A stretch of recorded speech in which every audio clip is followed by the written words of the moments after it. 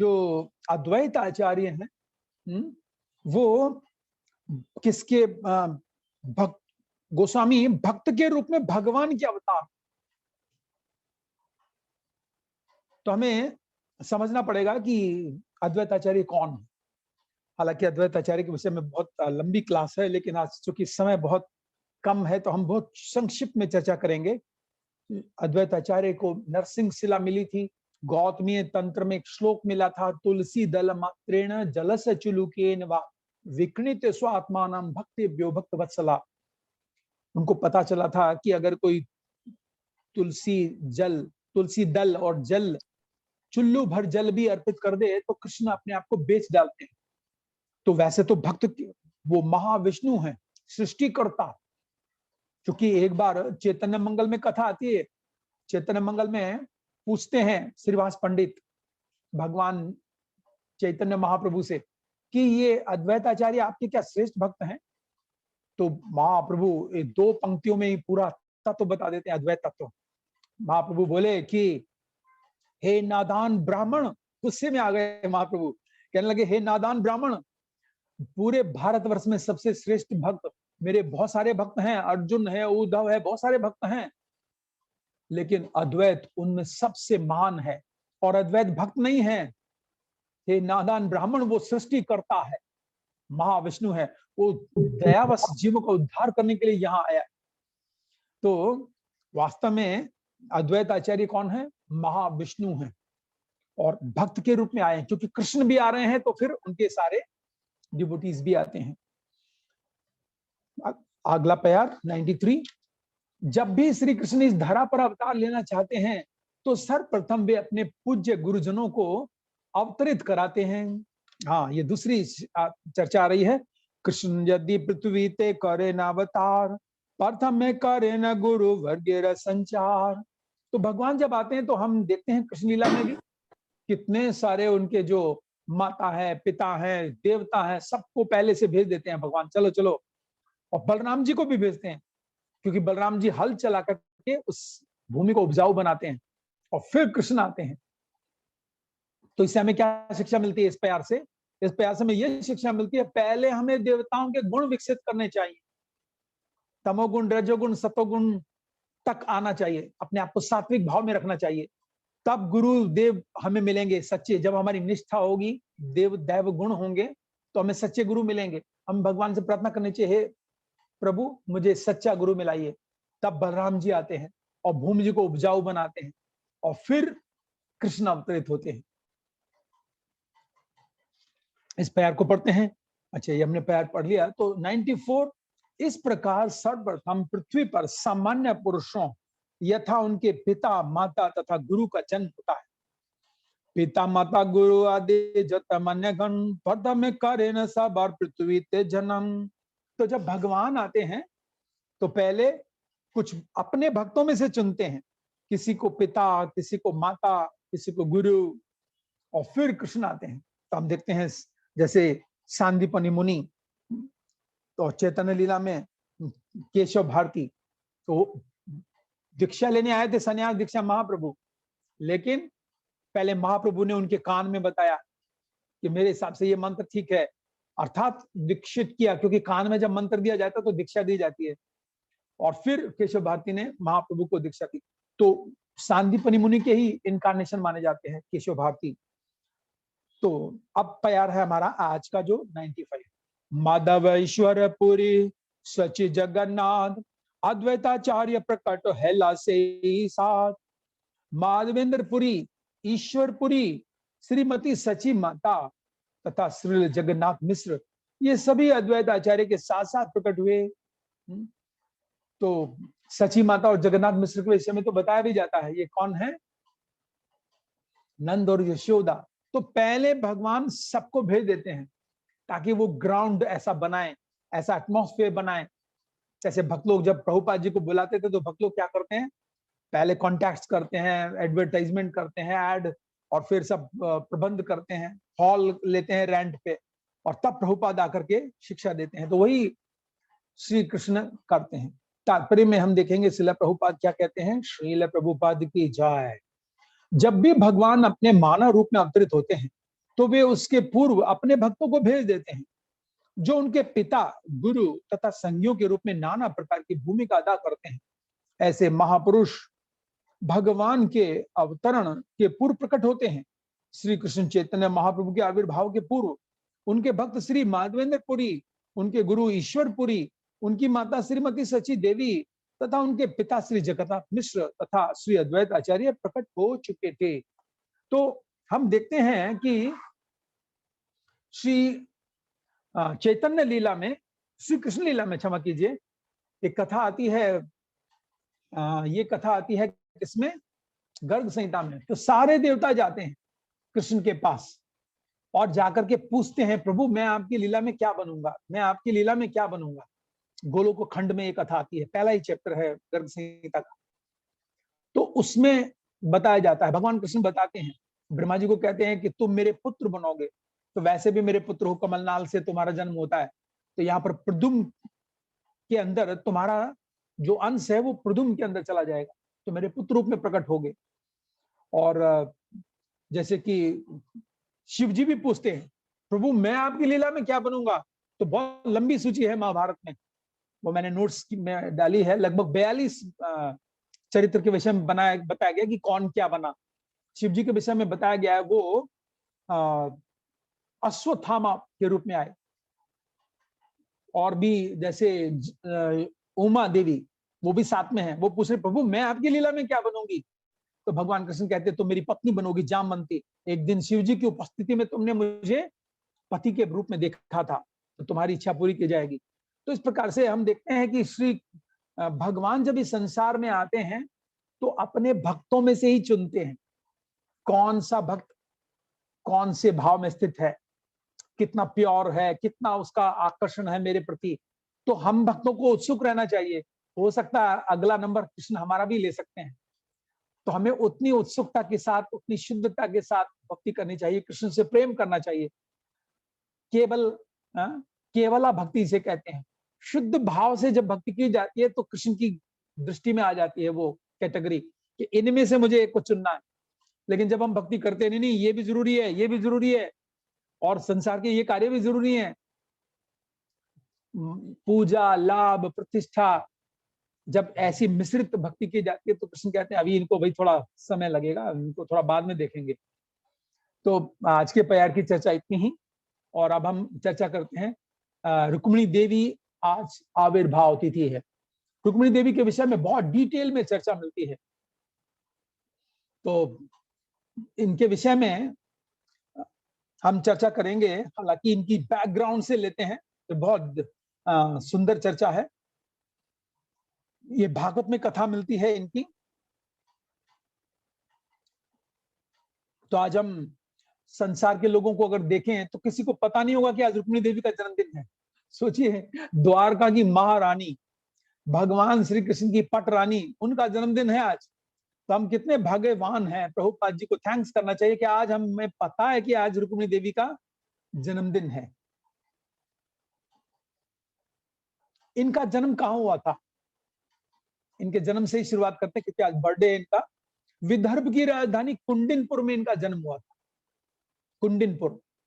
और इनके पिताजी का नाम था भीष्मक, जो पिछले जन्म के जनक महाराज हैं, और माताजी का नाम था सुधीमती माताजी, सुधीमती, जो कि पिछले जन्म की कौन है? सुनैना, जनक महाराज की पत्नी।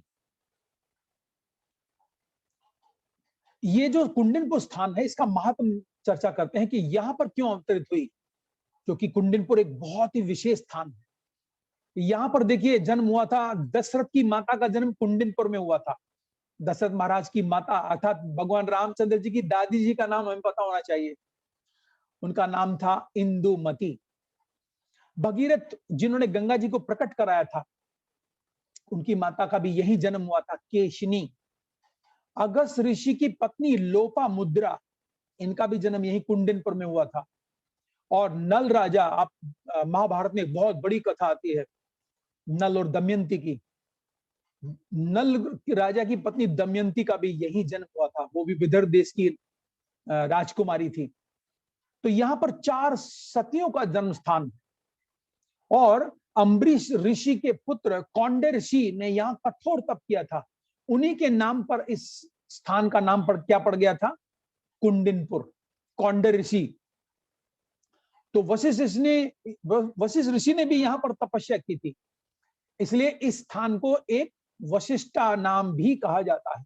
और आजकल इसका नाम वर्धा पड़ गया, जो एग्जैक्ट प्लेस है कुंडिनपुर का, आजकल उसको वर्धा बोलते हैं। आप विदर्भ में पता कर सकते हैं कि वो वर्धा नामक स्थान कहाँ है। तो हमें श्री धाम कुंडिनपुर की आज के दिन जय बोलनी चाहिए, क्योंकि रुक्मिणी देवी का जन्म स्थान।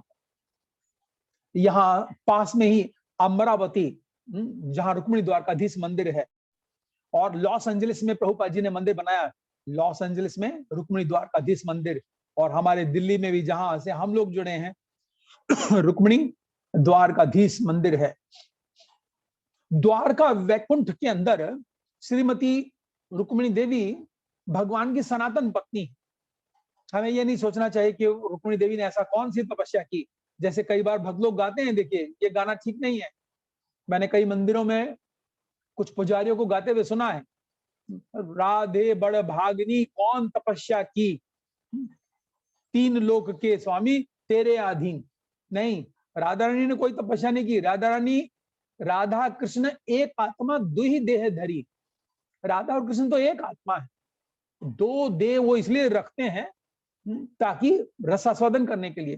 तो उसी प्रकार से रुक्मिणी देवी भी भगवान की सनातन पत्नी है और श्रीमती राधा रानी का ही स्वांश है।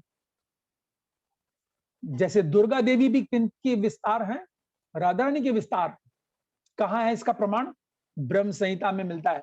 ब्रह्म संहिता में कहते हैं, सृष्टि स्थिति प्रलय साधन शक्ति रेखा छाये विभुवनानी विभर्ती दुर्गा। सृष्टि स्थिति प्रलय साधन शक्ति रेखा, ये तीनों कार्यों के अधिष्ठात्री हैं, देवी धाम है ये, और छाया है ये राधा रानी की। छाये विभुवनानी दुर्गा, दुर्गा कहलाती हैं। तो सबसे पहले चर्चा करते हैं रुक्मिणी शब्द का क्या मीनिंग है। हमने चर्चा की वो कहाँ प्रकट होती हैं, लेकिन इसका मीनिंग क्या है? ए रे ऑफ मेल्ट गोल्ड, इसका ठीक ठीक मीनिंग आता है। रुक्मिणी शब्द का अर्थ है, जैसे राधा रानी को हम बोलते हैं तप्त कांचन गौरांगी, पिघला हुआ सोना, तप्त कांचन, तपाया हुआ सोना, और इनको बोलते हैं melt, A ray of melt gold. थोड़ा सा अंतर है, मतलब जो पिघला हुआ सोना था उसकी एक किरण है रुक्मिणी देवी। तो नाम से ही पता चलता है राधा रानी की एक्सपेंशन। ठीक है, अब देखते हैं कि रुक्मिणी देवी कैसे आकर्षित हुई। ये बहुत ही सुंदर है। देखिए, रुक्मिणी देवी राजकुमारी थी, और आमतौर पर राजकुमारी को आज्ञा नहीं होती कि वो दरबार में जाएं और वहां पर दरबार में जो मंत्रीगण बैठे हैं वहां पर उपस्थित हों। लेकिन रुक्मिणी देवी की इतनी उत्सुकता थी कि उनको पता था कि उनके पिता के राज्य के अंदर बहुत सारे संत महात्मा आते हैं, विशेष रूप से नारद जी, और कृष्ण कथा करते हैं। तो रुक्मिणी देवी को इतनी उत्सुकता थी कि वो ऐसा स्थान उन्होंने चुना था दरबार में जहां से वो किसी को दिखती भी नहीं थी और चुपचाप कृष्ण कथा सुनती थी, कृष्ण के गुण सुनती थी। तो हम देखते हैं कि रुक्मिणी देवी के केवल सुनने मात्र से इतनी ज्यादा आसक्ति हो गई कि अब वो कृष्ण से ही विवाह करेंगे। मैं मुच्छों वालों से, हड्डी वालों से, खून वालों से, मलमूत्र वालों से, शरीरों से विवाह नहीं करूंगी। हे प्रभु, चाहे मुझे जन्म पे जन्म लेने पड़े, विवाह करूंगी तो केवल आपसे विवाह करूंगी।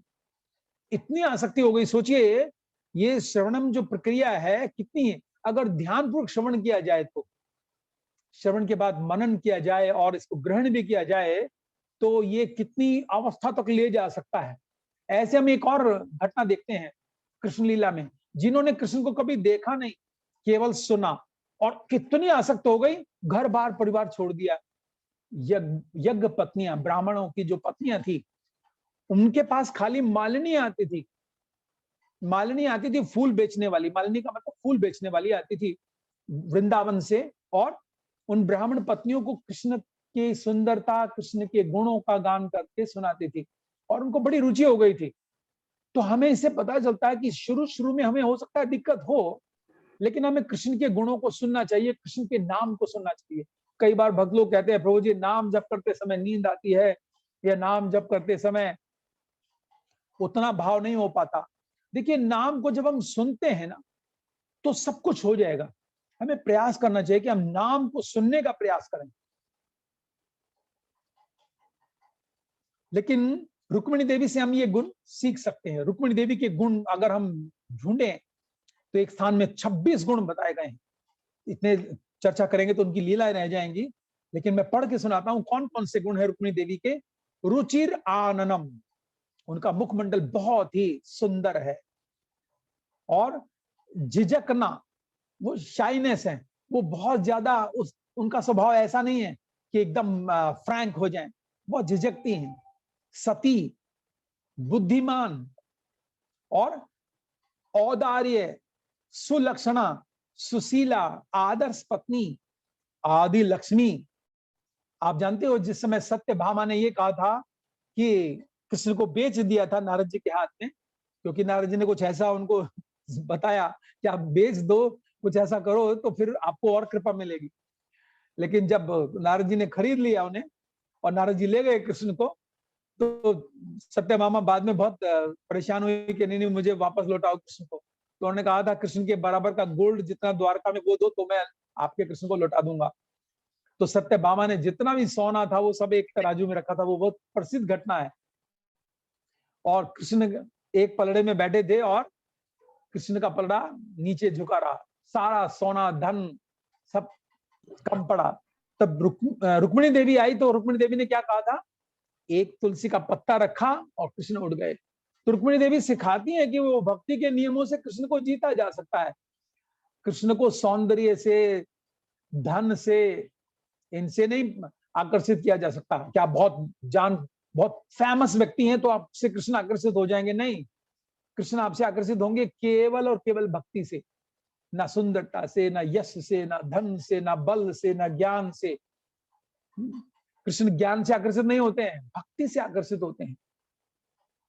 तो इस प्रकार हम देखते हैं। तो आदि लक्ष्मी है, गहरी आंखों वाली है, मोहनियम है और धीर हैं, कलावती हैं, शारीरिक लक्षणों की ज्ञाता हैं और आदि तो है, मतलब सबसे अच्छी आराधनी।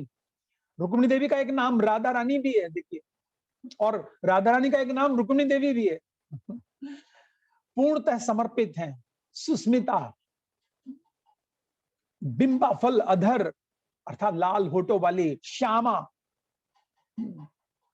तो श्यामा का मतलब क्या होता है? देखिए शास्त्रों में मैंने पढ़ा है श्यामा स्त्री होती हैं। श्यामा स्त्री का मतलब होता है कि ऐसी स्त्रियां उनका शरीर ठंडा रहता है। ऐसा बताया गया जब वो पुरुष के संपर्क में आती है तो उसका शरीर ठंडा रहता है, गर्म नहीं होता। ऐसा कुछ लिखा है शास्त्रों में। श्यामा कहा गया ऐसी स्त्रियों को।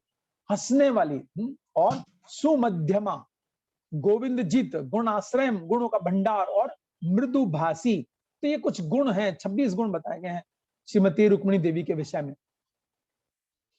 तो ये हमेशा श्रवण करती थी और अब इनको क्या हुआ, इनकी इच्छा हो गई थी कि मैं विवाह करूंगी तो केवल कृष्ण से विवाह करूंगी। तो विष्णु चक्रवर्ती ठाकुर बहुत सुंदर तुलना करते हैं। भीष्मक को अगर क्षीर सागर माना जाए तो जब क्षीर सागर का मंथन किया गया तो सबसे पहले क्या निकला था? विष निकला था। तो जब अगर भीष्मक को हम मान लें क्षीर सागर, तो वहां पर सबसे पहला विष कौन है? रुक्मी। और उसके बाद आदि लक्ष्मी है कौन? रुक्मिणी देवी। इनके भाई और भी थे रुक्मी के अतिरिक्त, रुक्मरथ, रुकम रुकम बाहु, रुक्म केश और रुक्म माली।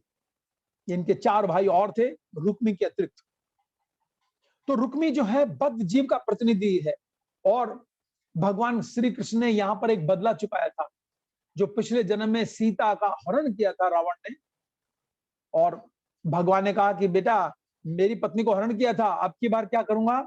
बदला चुकाऊंगा। और जब शिशुपाल दूल्हा बनकर आया तो भगवान ने क्या किया? उसकी पत्नी को चुरा लिया। तो भगवान ने ऐसा भी भगवान करते हैं। तो राम अवतार का उन्होंने बदला लिया।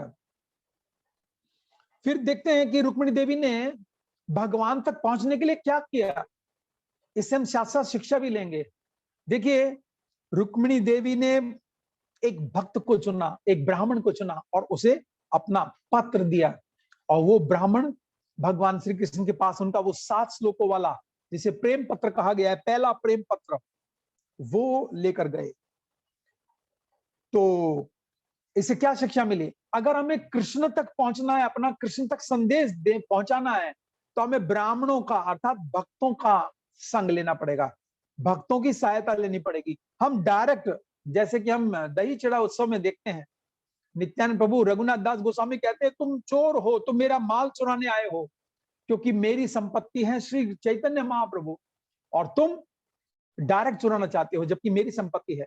तो माध्यम क्या होना चाहिए? भक्त होना चाहिए। रुक्मिणी देवी यहाँ पर एक जीव का प्रतिनिधित्व करते हुए हमें शिक्षा दे रहे हैं। हमें अगर भक्ति मिल सकती है, अगर हमें कृष्ण मिल सकते हैं, तो भक्तों से मिलेंगे। हम भगवान को प्रसन्न नहीं कर सकते अपने जप से, अपने कीर्तन से, अपने हाव भाव से। हम प्रसन्न कर सकते हैं भक्तों के माध्यम से। भक्तों को प्रसन्न करके हम कृष्ण को प्रसन्न कर सकते हैं। तो मैंने अपने नोट्स में ढूंढा कि ये वही व्यक्ति था, देखिए, जिसने राम सीता का विवाह कराया था। ये वही ब्राह्मण था। और राम सीता का विवाह किसने कराया था? विश्वामित्र ने।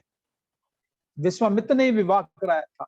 और जब भगवान चैतन्य महाप्रभु का विवाह हुआ था लक्ष्मी प्रिया से, ये श्री चैतन्य चरितामृत में मिलेगा, आप जब आगे पढ़ते जाएंगे तो चैतन्य चरितामृत में प्रभुपाद जी ने बताया है कि लक्ष्मी प्रिया का विवाह कराया था वनमाली घटक नाम के एक ब्राह्मण ने। तो वो विश्वामित्र बाद में वो द्वारका का, वो यहाँ का ब्राह्मण बना, कहाँ का? विदर्भ देश का। और वही ब्राह्मण वनमाली घटक बना जिसने की विवाह कराया। फिर भगवान श्री कृष्ण के पास गया वो ब्राह्मण, पत्र लेकर गया। और देखिए, भगवान कृष्ण ने ऐसा नहीं कि ठीक है मेरा पत्र मुझे दे दो, उस ब्राह्मण से कहा तुम पढ़ के सुनाओ। भगवान कृष्ण सोने के सिंहासन पर बैठे थे और देवताओं की तरह उन्होंने उस ब्राह्मण की पूजा उपासना की कि ब्राह्मण आए हैं। ब्राह्मण का हाथ अपने हाथ में लिया और उसका स्वागत किया और ब्राह्मणों का गुणगान भी किया। भगवान क्या बोले कि ब्राह्मण का मतलब है वो जो अपने भाग्य से संतुष्ट रहता है। वैसे तो ब्राह्मणों के गुण भगवत गीता में बतलाए गए हैं। शमो दमो तप सोचम शांति माध्यम ज्ञानम विज्ञानम आस्तिकम ब्रह्म कर्म स्वभाव जन। 18वें अध्याय का 42वें श्लोक में ब्राह्मणों के गुण बताए गए हैं। लेकिन कृष्ण यहाँ बता रहे हैं वो ब्राह्मण भाग्य से संतुष्ट रहता है, अहंकार शून्य होता है और जीवों का शुभ चिंतक होता है। और मैं ऐसे ब्राह्मणों के समक्ष अपना शीश झुकाता हूं। भगवान कृष्ण पूजा करते हैं। भागवत में कथा आती है सुतीक्षण की। जब काशी राज को भगवान ने मारा, उसका सर काट करके उसके नगरी में फेंका, तो उसका बेटा था सुतीक्षण। उसने शिवजी की उपासना की और शिवजी को प्रसन्न किया कि मैं अपने पिता की मृत्यु का बदला लूंगा मेरे पिता के हत्यारे कृष्ण से। तो शिवजी प्रसन्न हो गए, चूंकि शिवजी क्या है? आशुतोष। शिवजी से बोला कि मुझे ऐसी शक्ति दो जो मैं कृष्ण को मार सकूं। अब देखिए शिवजी फंस गए। शिवजी प्रसन्न होकर के मना कैसे करें? लेकिन शिवजी ने कहा कि मैं आपको आशीर्वाद देता हूं कि आप अपने पिता के हत्यारों को मार पाओगे, लेकिन मेरा आशीर्वाद उसके लिए वहां काम करेगा जो ब्राह्मणों का से ईर्ष्या करता व्यक्ति होगा। अगर जिसके लिए तुम मांग रहे हो वो ब्राह्मणों का उपासक हुआ तो मेरी शक्ति काम नहीं करेगी।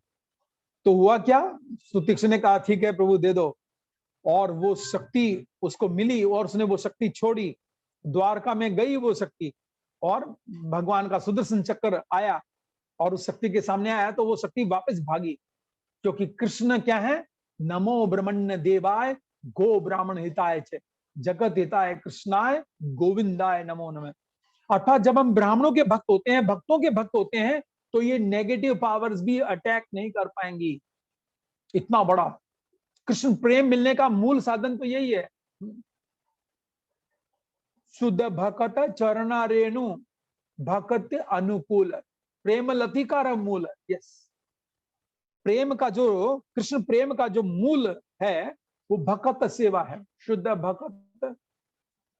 तो यहां पर बताया गया है कि 13 वर्ष की आयु थी जिस समय रुक्मिणी देवी की। देखिए ये बताया गया है जब उनका विवाह हुआ था तो 13 साल की कन्या है केवल, और कृष्ण से विवाह करना चाहते हैं। और कृष्ण कितने साल के रहते हैं आप जानते ही हो, मैंने शायद कई बार चर्चा की होगी बहादुर में भी। 15 साल 9 महीने 7.5 दिन से आगे नहीं जाते। आप सोचो कह रहे कृष्ण तो शायद 25-30 साल के होंगे, इससे आगे उनकी आयु जाती नहीं है। जब वो गीता सुना रहे हैं तो 89 साल के हैं।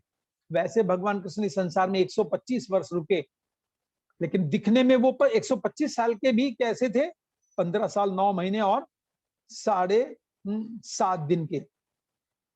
तो भगवान श्री कृष्ण ने उस ब्राह्मण को आश्वासन दिया कि मैं क्या करूंगा, जिस तरह से दूध को मथ करके मक्खन निकाला जाता है, मैं उन सारे राजाओं को मथ करके जैसे काष्ठ में अग्नि होती है, अपनी उस भक्तिन रुक्मिणी को ले आऊंगा। तो भगवान श्री कृष्ण ने अपने किसको कहा, दारूक को भगवान श्री कृष्ण ने उसको कहा, जो कि रथ उनका ड्राइवर है, कि मेरा जल्दी से रथ तैयार करो।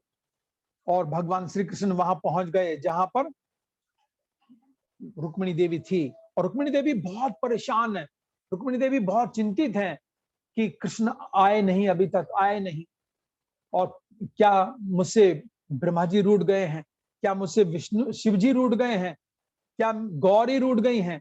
लेकिन अचानक उनकी जो आंख है वो फड़की और उनको लगा कि कुछ शुभ संदेश आने वाला है। तो यहाँ पर भागवत में बताया गया कि कृष्ण जब आए तो 4 घोड़ों पर थे, और घोड़ों का कलर बताया गया। देखिए सैब्य, सुग्रीव, मेघपुष्प और बलाहक। सैब्य जो घोड़ा था वो तोते के रंग जैसा था, हरे रंग का, और सुग्रीव पीले रंग का घोड़ा, और मेघपुष्प बादल के रंग का, और बलाहक सफेद रंग का। तो सोचिए क्या दृश्य होगा, 4 घोड़े हैं, हरा, पीला, बादल रंग का और सफेद रंग का, और कृष्ण आ रहे हैं बड़ी फास्ट।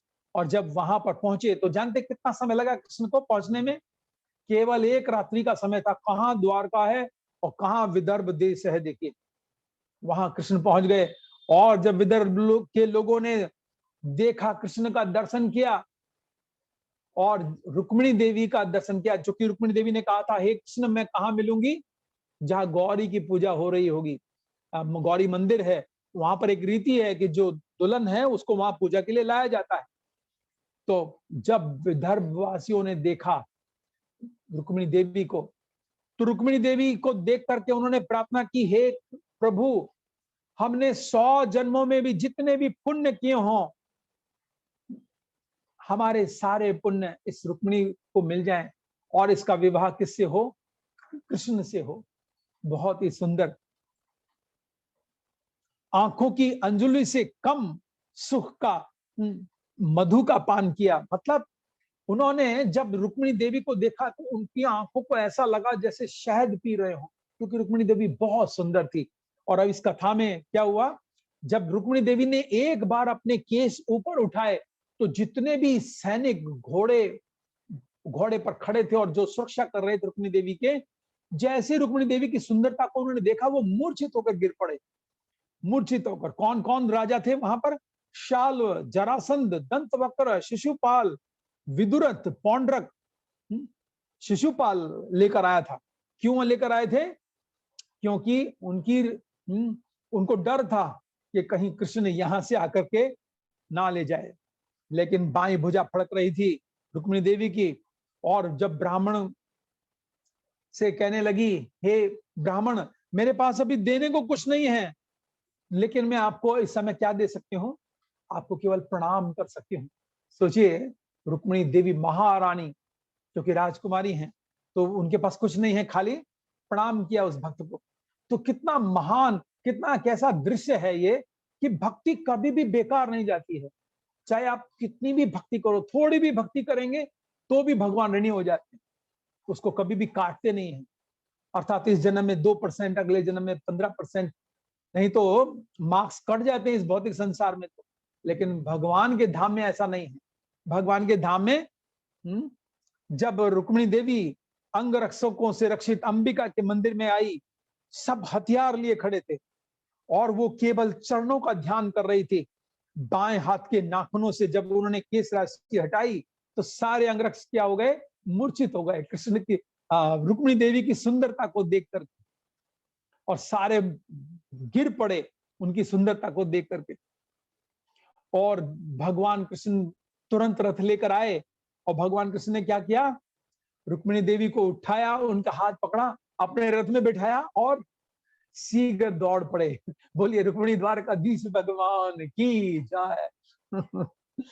और बहुत सुंदर दृश्य हुआ। फिर उसके बाद भगवान कृष्ण देखिए रुक्मिणी देवी को लेके जा रहे हैं, और अचानक सारे सैनिक उठ खड़े हुए, और सारे राजा उठ खड़े हुए। शिशुपाल जो दूल्हा बन के आया है पिछले जन्म का रावण, वो कह रहे मैं तो रह गया, वो तो ले गया दुल्हन को। तो बहुत सुंदर दृश्य है।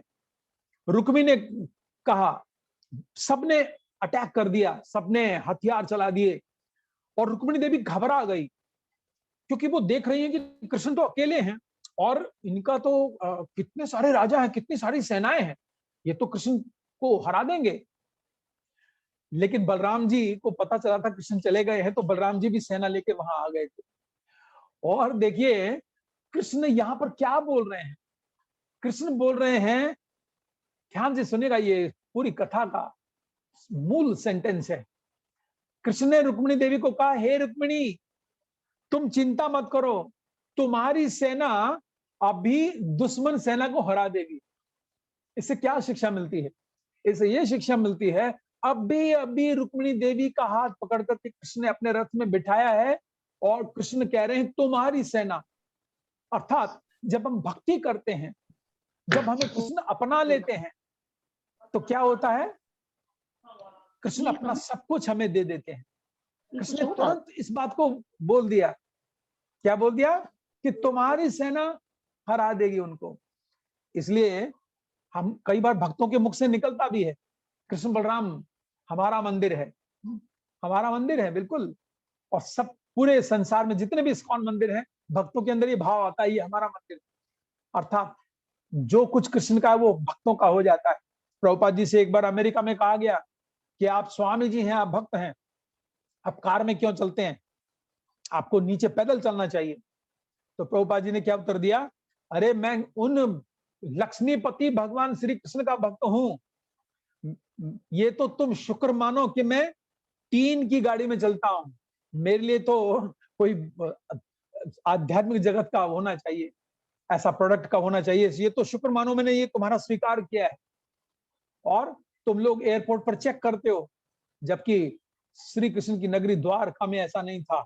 वो ब्राह्मण जब आया था तो सीधा अंतःपुर में गया था जहां कृष्ण उपस्थित थे। तो जैसे ये भजन गाया जाता है, कई बार आप लोग भी सुनते होंगे, अरे द्वार पालो जाकर कह दो सुदामा आ गया है, नहीं ऐसा नहीं हुआ था।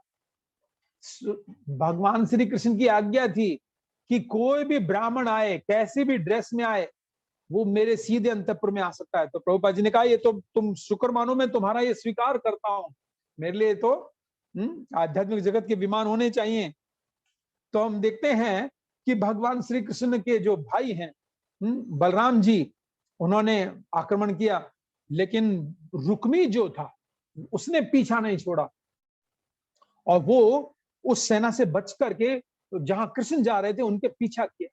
और आगे चल करके हम देखते हैं कि रुक्मी ने क्या प्रण लिया कि मैं जब तक नहीं लौटूंगा जब तक के उस कृष्ण की हत्या करके अपनी बहन को वापस ना ले आऊं। और आगे चल करके हम देखते हैं कि भगवान श्री कृष्ण ने उसको हराया। हालांकि कृष्ण उसे मारने वाले भी थे, उन्होंने तलवार निकाल ली थी, लेकिन रुक्मिणी देवी ने कृष्ण से हाथ जोड़े कि हे प्रभु, नहीं, कृपा करके इसे मारो मत। लेकिन भगवान ने क्या किया, उसके केस यहां से काट दिए और यहां से काट दिए, उसको उसकी एक साइड की मूछें काट दी। बलराम जी ने हालांकि आकर डांटा, अरे हमारा तो साला था, ये तुमने क्या दुर्गति कर दी साले की। तो उधर जरासंध शिशुपाल को समझा रहे हैं, उधर शिशुपाल को समझा रहे हैं कि देहधारियों के लिए सुख दुख कभी स्थायी नहीं रहता, कठपुतली की तरह नचाते हैं भगवान। देखो मैं भी 17 बार हारा था और एक बार जीत गया, तो ये तो भाग्य का है, तुम इतना ज्यादा चिंता मत करो। तो लेकिन बाद में देखिए रुक्मिणी ने कितना कठोर निर्णय लिया था कि मैं कृष्ण की हत्या करूंगा। आप जानते हैं, बहुत इंटरेस्टिंग है, आप अपने नोट्स में डाल सकते हैं इस बात को, कि भगवान ने विवाह किया रुक्मिणी देवी से, रुक्मी के भाई से, रुक्मी जो उसका भाई था। बाद में रुक्मी की पुत्री से विवाह कराया, किसका? प्रद्युम्न का। उसका नाम था रुक्मावती। कि तू मना कर रहा है ना विवाह करने से, तेरे खानदान में सबका विवाह हमारे हमारे यहाँ होगा। क्योंकि भोजकट में ही रहने लगा था रुक्मी, उस क्योंकि कृष्ण को हरा नहीं पाया, उसने एक नगर बसा लिया था और वापस नहीं गया। वो उसने कहा था मैं वापस लौट के नहीं आऊंगा। तो फिर अपनी पुत्री का विवाह रुक्मी ने रुक्मावती का प्रद्युम्न से किया। और फिर जो रुक्मा जो उनकी पौत्री हुई रुक्मी की, रोचना, उसका विवाह किससे किया? अनिरुद्ध से कराया। तो इसे पता चलता है कि कृष्ण से जब कोई ऐसे व्यवहार करता है तो भगवान उसको पूरी तरह से सॉल्यूशन करते हैं। तो राजकुमारी जो रुक्मिणी देवी है वो पटरानी बनी, लेकिन पटरानी बन करके भी उन्होंने बहुत ही विनम्रता के साथ सेवा की। वो अपना कभी भी ऐश्वर्य के अंदर आने के बाद भी भूली नहीं। तो रुक्मिणी देवी से आज हम ये भी शिक्षा ले सकते हैं कि जब रुक्मिणी देवी पटरानी है, 16,108 रानियों में सबसे श्रेष्ठ रानी है, लेकिन उन्होंने कभी भी इस बात को प्रदर्शित नहीं किया कि मैं पटरानी हूं। वो दासियों के हाथ से पंखा लेकर के स्वयं क्या करती थी? स्वयं झाड़ू, स्वयं उनको पंखा झलती थी भगवान श्री कृष्ण को। कभी उन्होंने ये नहीं कहा मैं रानी हूं। तो हम जो ये कथा है रुक्मिणी देवी की, इससे हम ये भी शिक्षा लेते हैं। छोटी सी चर्चा और आती है। प्रभु जी समय कितना है? क्योंकि मैं घड़ी नहीं लेकर आया बाय चांस। अजीत गौरंग प्रभु वहीं पे मंत्री को फुल टाइम लगी 8:45 अभी समय है इसका मतलब। हाँ ठीक है ठीक है। तो थोड़ी सी चर्चा करते हैं सेकंड पार्ट की, क्योंकि देखिए रुक्मिणी देवी जब भगवान श्री कृष्ण बैठे थे अपने महल में और रुक्मिणी देवी उन्हें पंखा झल रही थी, और रुक्मिणी देवी उस दिन बहुत सुंदर लग रही थी, सफेद तो गाय की पूंछ का, चमड़ी गाय का, उस पंखे से उनको चावल डुला रही थी, और भगवान कृष्ण बैठे हैं और बहुत सुंदर महल है। तो अचानक क्या हुआ, भगवान श्री कृष्ण ने यहाँ पर एक एनालॉजी दी है विश्वनाथ चक्रवर्ती ठाकुर ने, अगर संतरे को दबाएंगे तो आम का जूस नहीं निकलेगा, संतरे का ही जूस निकलेगा। इसलिए कभी कभी भगवान भक्तों को थोड़ा सा प्रेस करते हैं, ये देखने के लिए कि अंदर क्या है इस भक्त के। तो भगवान ने रुक्मिणी देवी को थोड़ा सा प्रेस किया, और रुक्मिणी देवी को क्या कहा?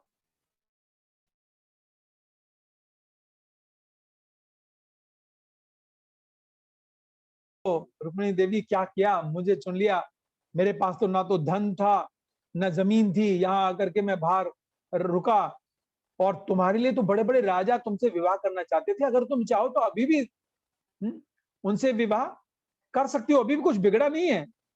तो चूंकि पिछले जन्म की सीता है देखिए रुक्मिणी देवी, तो वो समझ गई कि ये फिर से मेरा त्याग करने वाले हैं, और किस भांति गिरी, जैसे केले के पेड़ को जड़ से काट दिया जाए तो वो धड़ाम गिरता है, ऐसे गिरी और मूर्छित हो गई।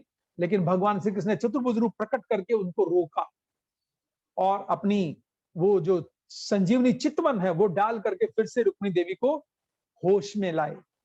और जब रुक्मिणी देवी होश में आई तो वो पूरा चैप्टर है, आप वो चैप्टर पढ़ सकते हैं कि रुक्मिणी देवी ने कितने सुंदर आंसर दिए हैं हर बात का। रुक्मिणी देवी बहुत बुद्धिमान थी इस दृष्टि से। रुक्मिणी देवी कपी करने लगी, रोने लगी, और रुक्मिणी देवी ने तो स्वयं को क्या समझ रखा था? भगवान की प्यारी, लेकिन उनका गर्व भगवान ने चूर चूर कर दिया। लेकिन भगवान ने चतुर्भुज रूप प्रकट करके क्या किया? उनका मुख सहलाया, उनके बाल संवारे, और क्या बोले? हे रुक्मिणी, मैं तो मजाक कर रहा था। लेकिन रुक्मिणी देवी उन्हें तिरछी नजर से देख रही थी और भौहें तनी थी, और प्रियतमा के साथ परिहास ने काल कायापन और गृहस्थों का क्या हुआ? रुक्मिणी देवी को भगवान बोले, हे रुक्मिणी देवी, मैं तो मजाक कर रहा था, यही तो गृहस्थों का आनंद है। थोड़ा आपस में अगर जिगजैग हो जाए तो गृहस्थों में, जैसा मैं अभी कुछ देर पहले चर्चा कर रहा था हमारे भक्तों से रुक्मिणी देवी के विषय में, भगवान श्री कृष्ण यहाँ पर बहुत सुंदर शिक्षा देते हैं। देखिए, गृहस्थों में पति पत्नी की लड़ाई होनी चाहिए, ये भगवान बोल रहे हैं, परिहास तो होना चाहिए ना। और प्रभुपाद उसके परपट में बताते हैं कृष्णा पुस्तक में कि पति पत्नी में लड़ाई होनी चाहिए, लेकिन जो लड़ाई के अंदर डायलॉग बोले जाए उनको कभी गंभीरता से नहीं लेना चाहिए। यही गृहस्थों का सुख है, ये भगवान बोल रहे हैं। देखिए, यही तो गृहस्थों का सुख है। तो लेकिन रुक्मिणी देवी ने आंसर्स जो दिए वो बहुत ही सुंदर आंसर्स हैं।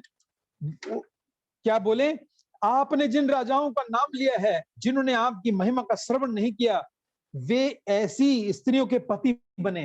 रुक्मिणी देवी कह रही हैं, हे प्रभु, जिन्होंने आपकी महिमा का श्रवण नहीं किया ना, वही ऐसे लोगों के पति बने, ऐसी स्त्रियों के पति बने जिनका आपने नाम लिया है। जो आपकी महिमा का श्रवण नहीं करती, वे स्त्रियां मूर्ख बनती हैं।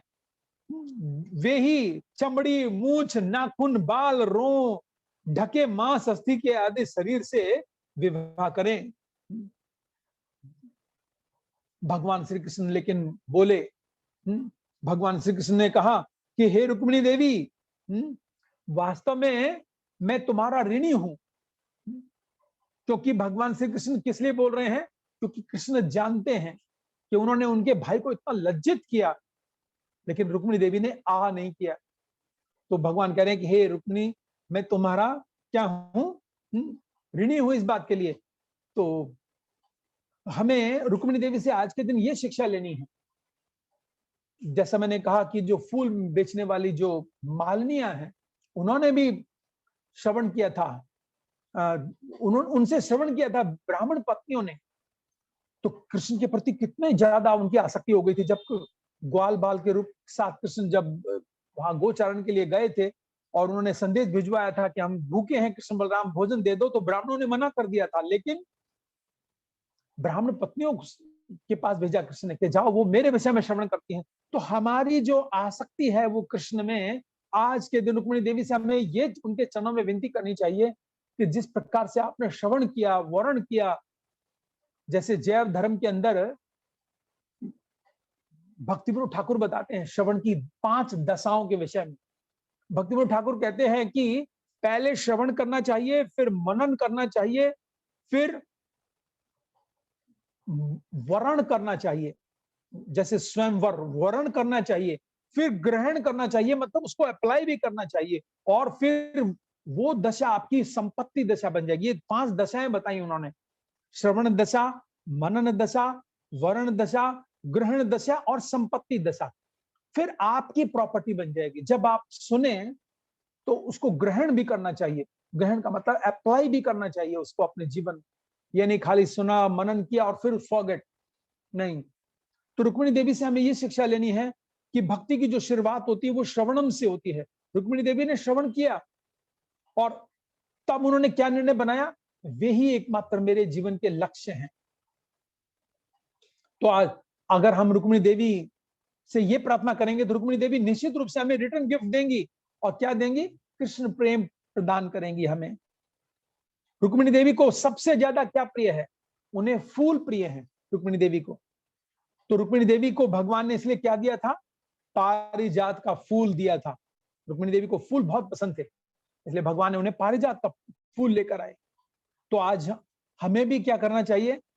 रुक्मिणी देवी के चरणों में फूलों की माला तो हम चढ़ाते ही चढ़ाते हैं, लेकिन आज के दिन हमें जप की माला भी, क्वालिटी माला रुक्मिणी देवी के चरणों में अर्पित करनी चाहिए, क्योंकि उनकी शिक्षा थी कि किससे हमें चुनना चाहिए और तभी हमारा जीवन सफल होगा। रुक्मिणी देवी की तरह चूजी होना चाहिए हमें कि अगर हमसे चुनने के लिए कहा जाए एक वस्तु चुन लो, जैसे दुर्योधन को भी कहा गया था एक वस्तु चुन लो, तो दुर्योधन ने तो चुना क्या? संसार की शक्ति, नारायणी सेना, या आप मुझे दे दो। लेकिन अर्जुन ने क्या चुना? निहत्था है, कृष्ण चाहिए। रुक्मिणी देवी ने भी वो शिशुपाल को छोड़कर, जरासंध को छोड़कर, इतने सारे राजाओं को छोड़कर केवल कृष्ण को चुना। तो रुक्मिणी देवी की ये जो कथा है, इसके विषय में एक बहुत बड़ा महात्म मिलता है। तो मैं उस महात्म को सुनाकर समाप्त करूंगा। दक्षिण भारत में एक भक्त थे पुंथानम। जो श्री कृष्ण के भक्त थे, वो पूजा करते थे। वहां श्री कृष्ण का नाम है गुरुवायूरप्पन। वहां श्री कृष्ण को गुरुवायूरप्पन कहा जाता है, कि आराधना करते थे। और ये केरल में कोई कोटियार नाम का एक शिव मंदिर था। वहां पर ये वर्ष में कुछ ही दिन खुलता है, ये जो मंदिर है कोटियार के अंदर।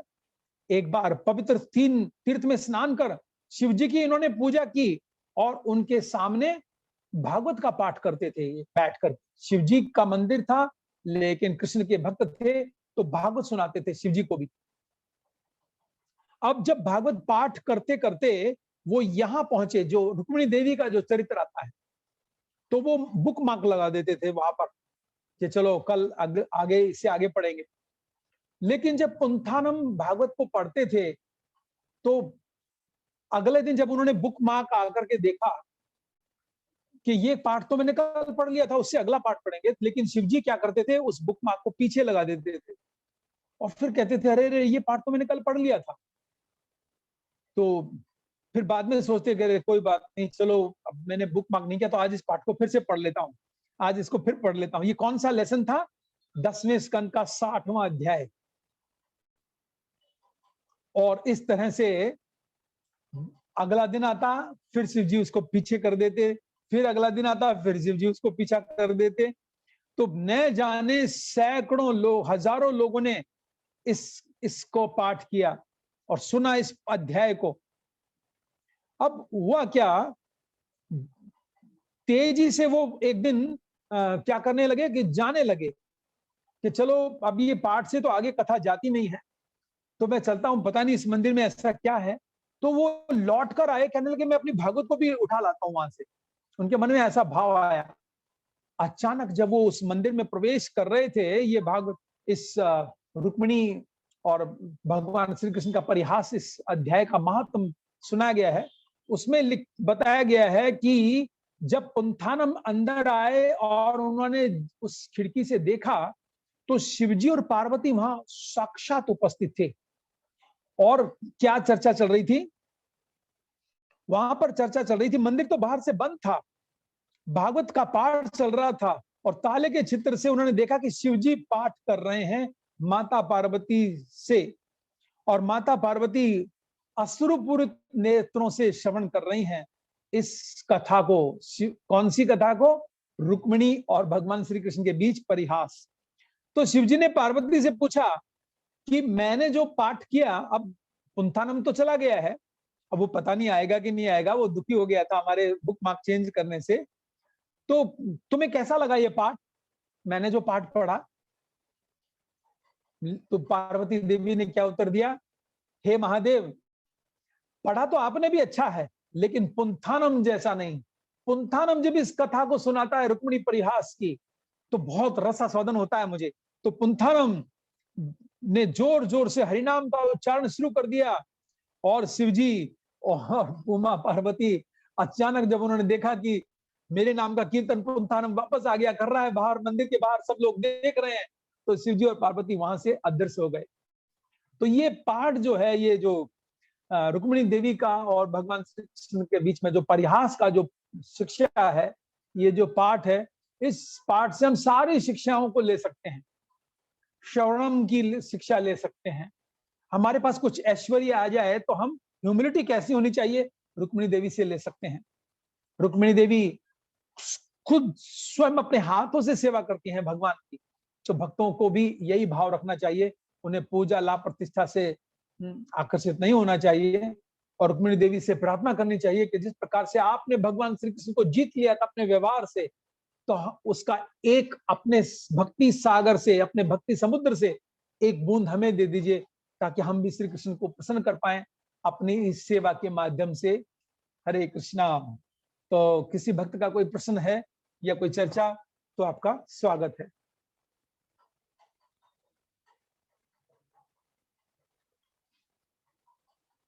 अजीत गौरंग प्रभु, एनी क्वेश्चंस है कोई आपके यहाँ पे?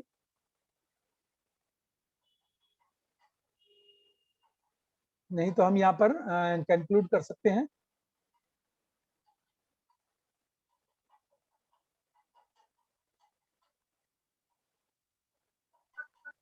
हरे कृष्णा प्रभु जी। हाँ यस माता जी, कौन बोल रहे हैं? हाँ जी, ममता माता जी बोल रही हूँ मैं। हाँ माता जी बताइए। प्रभु जी, जैसे आपने बताया कि जो ये गाते हैं कि राधे मेरी स्वामी, राधे तू बड़भागनी, कौन तपस्या की, तीनों लोग यस यस यस, नाथ है। तो प्रभु जी जैसे ये नहीं गाना चाहिए। ये नहीं गाना चाहिए। कई बार हम सुनते हैं मंदिरों में से ये आवाज आती है, राधे तू बड़ी भागनी, कौन तपस्या की, तीन लोक के स्वामी तेरे अधीन। तो राधा रानी ने कोई तपस्या नहीं की।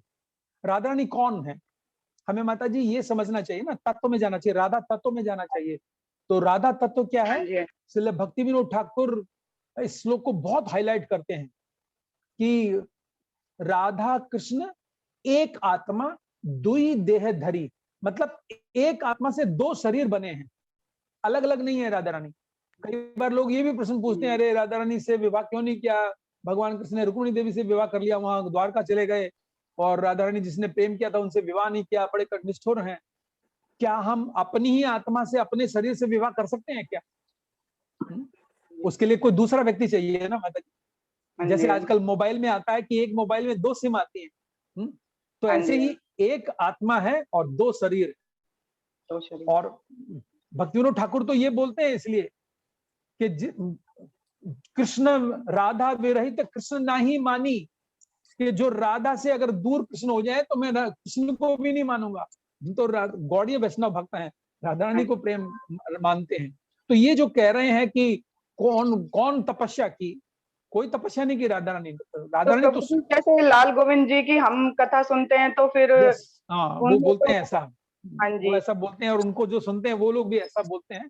हाँ जी, हाँ तो जी, ऐसा क्योंकि ये ऑथेंटिक नहीं है ऐसा, क्योंकि भागवत में अगर होता तो हम इसको मानते, अगर प्रभुपाद जी ने इसको उच्चारण किया होता तो हम इसको मानते, या हमारे किसी गौड़ीय वैष्णव आचार्य ने इसको उच्चारण किया होता तो हम ऐसा मानते।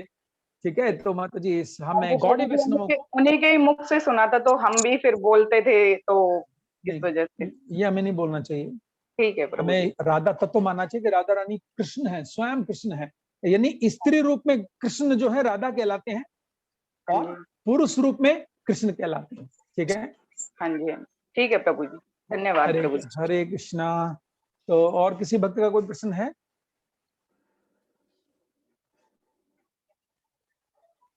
तो ठीक है प्रभु जी, यहाँ पर विराम करेंगे। अजीत गौरांग प्रभु, अजय गौरांग प्रभु।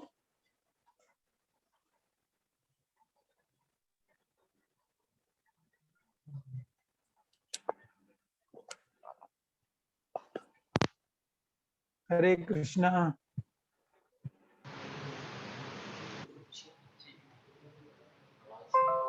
भादुगुड़, भादुगुड़ में जो भक्त लोग सुन रहे हैं, कृपा करके बताइए, यहाँ पर कंक्लूड करते हैं प्रभु जी। यस प्रभु जी। तो ठीक है, तो आज हम यहाँ पर कथा को विराम करते हैं। ग्रंथराज श्रीमद् भागवतम की जय, श्री श्री रुक्मिणी द्वादशी महा महा महोत्सव की जय। हरे कृष्णा। ग्रंथराज श्री चैतन्य चरितामृत की जय। All glories to the assembled devotees, all glories all to Shri guru and Gauranga. यहीं घर बैठे बैठे हमने वृंदावन के दर्शन कर लिए। इतना सुंदर मंदिर आपका नजर आ रहा है, क्योंकि गुप्त वृंदावन है बहादुर मंदिर। हरे कृष्णा। ठीक है प्रभु जी। हरे कृष्ण।